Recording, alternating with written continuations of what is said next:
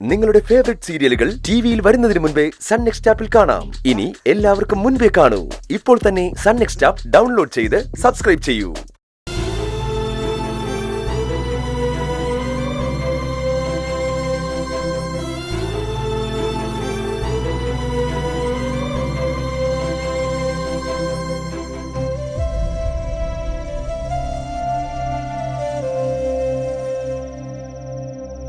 ഇയാളിത് എന്തു പറ്റി? പോകാൻ പറഞ്ഞിട്ട് പോയതുമില്ല. ഇയാളെന്തെങ്ങനെ പെരുമാറുന്നേ?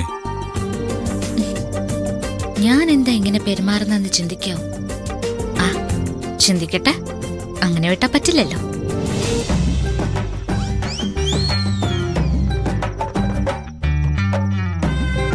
ഏയ്, അയാളിതൊക്കെ ചുമ്മാ പറഞ്ഞതാവും. എന്റെ കള്ളുകൂടി നിർത്താൻ വേണ്ടി. അച്ഛന് വാക്ക് കൊടുത്തിരിക്കുകയല്ലേ.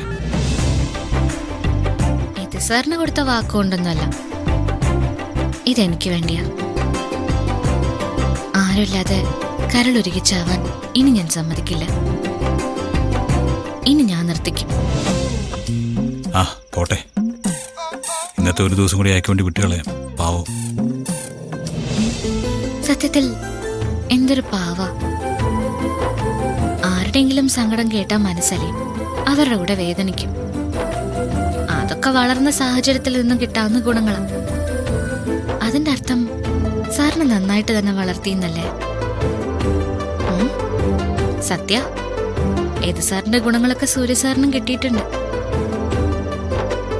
പക്ഷേ കുഞ്ഞുങ്ങളെ വളർത്തുന്നത് അമ്മമാരല്ലേ? അപ്പോ പത്മ മേഡവും നന്നായിട്ട് തന്നെയാ വളർത്തിയത്, അതുറപ്പാ. മനസ്സിൽ ഒരുപാട് നന്മയുള്ള ഒരാള് ഒരു തരി പോലും നശിച്ചൂടാ. എന്നെ നന്നാക്കാൻ ശ്രമിക്കുന്ന പോലെ ഈ ലോകത്ത് നടക്കാത്ത ഒരു കാര്യം വേറെയുണ്ടോ? അതായിരിക്കും മനസ്സിലാവില്ല. എന്നെ ആരെങ്കിലും വഴക്ക് പറഞ്ഞാൽ സഹിക്കില്ല. ഞാൻ ഒരുപാട് പണിയെടുക്കുന്ന ഇഷ്ടല്ല. എന്റെ കണ്ണ് നിറയാൻ സമ്മതിക്കില്ല. എവിടെ പോയാലും കൂടെ കൊണ്ടുപോകും. എത്ര വലിയ ആളുകളുടെ മുൻപിലും പരിചയപ്പെടുത്താനും മടിയില്ല. കമ്പനിയില് വലിയ വലിയ ആളുകൾ നിൽക്കേണ്ട സ്ഥാനത്ത് എന്നെ കൊണ്ടുപോയി നിർത്തുന്നു. അപ്പോ ഉള്ളിന്റെ ഉള്ളില് എന്നോട് സ്നേഹം തന്നെയല്ലേ? അല്ലാതെ പിന്നെ എന്താ?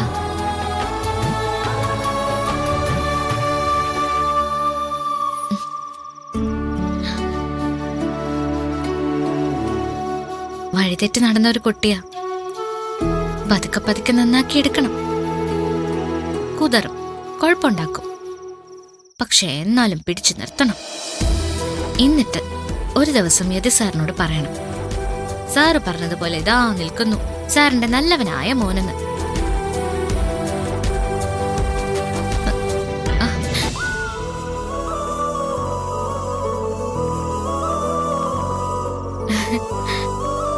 സാർ കുറെ നേരമായോ വന്നിട്ട്? ഇല്ല മോളെ, ഇപ്പൊ വന്നേ ഉള്ളൂ. നടുക്കടലിൽ തുഴയാൻ ആരുമില്ലാത്തൊരു വഞ്ചി പോലെയായിരുന്നു അവന്റെ ജീവിതം. വഴിതെറ്റി അവന്റെ ജീവിതത്തിലേക്ക് വന്നതാണെങ്കിലും ആ തുഴ നിന്റെ കയ്യിൽ ഞാൻ എടുത്തു തന്നു. ഇപ്പൊ എനിക്കൊരു പ്രതീക്ഷയുണ്ട്, അത് കരയ്ക്കെത്തും. അവൻ നിന്നോട് പോയിക്കൊള്ളാൻ പറഞ്ഞത് ഇഷ്ടക്കുറവ് കൊണ്ടൊന്നല്ല, ഇഷ്ടക്കൂടുതലും ഉണ്ടാവും. മറ്റുള്ളവരുടെ സംസാരം കേട്ട് മോള് വേദനിക്കാതിരിക്കാൻ വേണ്ടിയാ. എനിക്കറിയാം സർ. തിരിച്ചു വന്ന് കയറിയില്ലേ, മോളിലേക്ക് പോയി നീ എഴുതി വെച്ച എഴുത്തും കൊണ്ട് വന്നിട്ട് ചങ്ക് പൊട്ടുന്ന രീതിയിലായിരുന്നു അവന്റെ സംസാരം.